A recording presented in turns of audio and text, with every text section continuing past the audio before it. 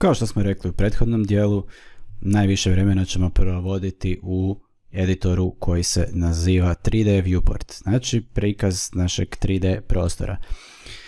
Prvo i osnovno, ova kocka nije bez veze ovdje, te kocke ćemo izrađivati većinu sadržaja u ovom tutorialu.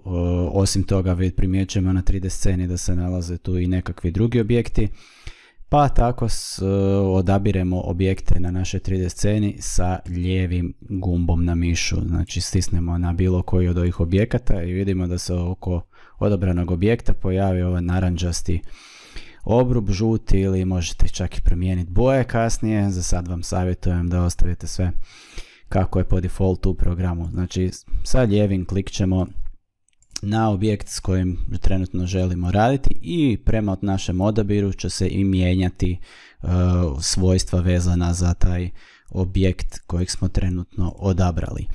Sa srednjim gumbom na mišu, ako ga držimo pritisnutim, možemo se okretati oko tog objekta koji je trenutno odabran.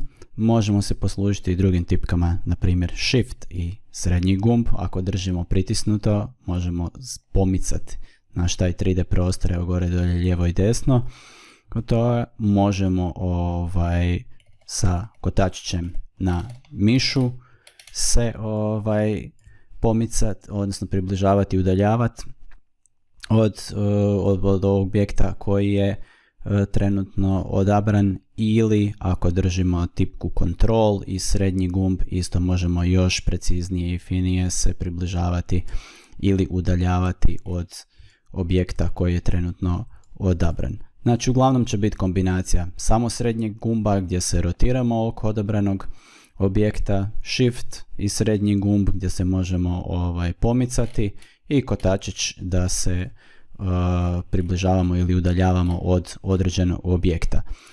Potrebno nam je nekad promijeniti fokus na objekt s kojeg trenutno radimo, odnosno ili želimo da se sve rotira oko tog objekta po kojem trenutno radimo, pa za to se možemo poslužiti kraticom na numeričkoj tastaturi točka.